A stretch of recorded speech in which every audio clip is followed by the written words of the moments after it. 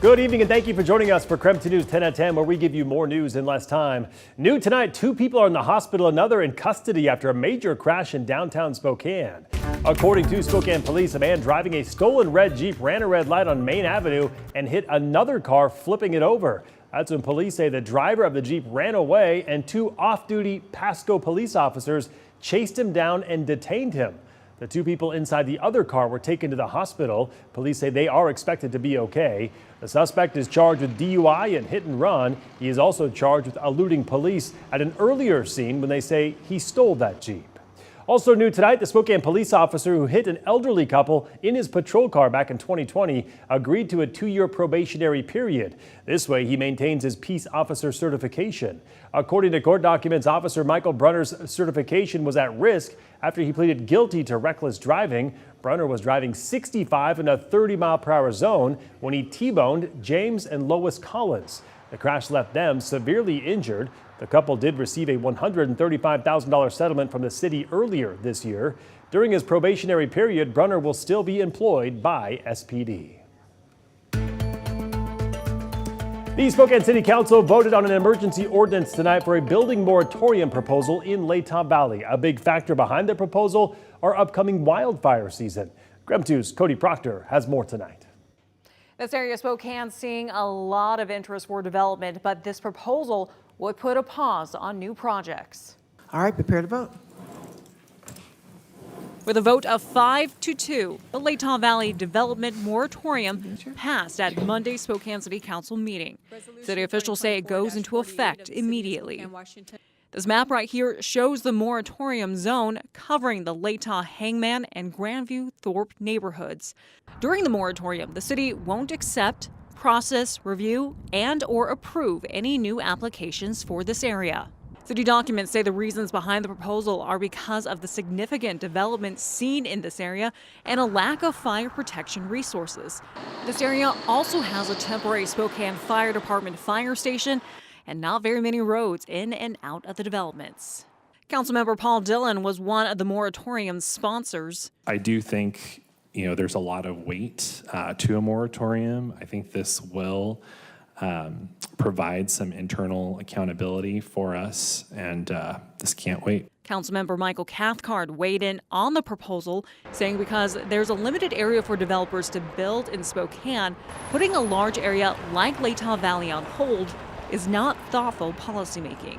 All you're doing is making housing harder to site, more expensive, more challenging. There is no good for the city as a whole by doing that. While the moratorium does go into effect immediately, a public hearing's also scheduled for July 15th. Now, this isn't the first time this area has been under a moratorium. The most recent one started back in the fall of 2022. It lasted for 6 months. In the studio, Cody Proctor, KREM 2 News. Also tonight, the City Council had their first reading of an ordinance to establish cooling requirements for renters and landlords. According to the meeting's agenda, the ordinance, if passed, would prevent landlords from shutting off a renter's electric utility or water service for lack of payment during heat waves. It would also stop landlords from preventing their tenants from using or installing a portable cooling device like an air conditioner. In other news, it has been 9 months since the devastating Gray Fire tore through Medical Lake, destroying dozens of homes, burning thousands of trees, and claiming 1 life. While the rebuilding efforts are well underway, several viewers have reached out to our Verify team to ask if the lake itself is safe to swim and recreate in. They question if things like fire retardant, debris, and runoff from firefighting efforts may have polluted the water. We took those questions to the mayor of Medical Lake and Eastern Washington University geology professor who regularly tests the water, and to the city's wastewater director. So if someone came to you and asked you, hey, is the lake safe to use this summer following the wildfires from last summer, what would you tell them? Hear his answer to that question and much more about the lake following the historic wildfire. That story coming up tomorrow on KREM 2 News at 6. Well, fire season is creeping up on us once again. This week, our Environment Northwest team is taking a closer look at what it means to be living with wildfires. In 10 minutes, Chief Meteorologist Jeremy Legoo tells us why this season is predicted to be an active one. On that note, let's talk weather. It seems like we are seeing the last bit of sunshine, at least for a little bit. Let's get straight to Chief Meteorologist Jeremy Legoo. And Jeremy, looking like we'll see some more rain this week. Yeah, when it comes to the next couple of days, I think rain is in the forecast. But right now, we're starting to dry things out. Look at that. Things looking much, much better. Today was all fueled by the daytime heating. Tomorrow, a much different story. And as Mark mentioned, a lot more rain makes its way into the forecast. We'll see it early in the day over on the west side. It creeps its way across. I think tomorrow evening we see a few stray showers ahead of the main event. That starts tomorrow evening about this time, and that rain grows more widespread overnight. And by Wednesday, we're talking a wet, cool middle of the week. The low itself moves overhead, and as it moves out, we hang on to a chance or two of some lingering showers, but all in all, looks like most of our moisture arrives Tuesday night and Wednesday through the first half of the day. Chance of rain lingers Thursday, another storm moves in Friday, and as we get into the weekend, we eventually start to dry out, but it's a wet, cool few days ahead. All right, sounds good. Jeremy will check back in with you later in the show.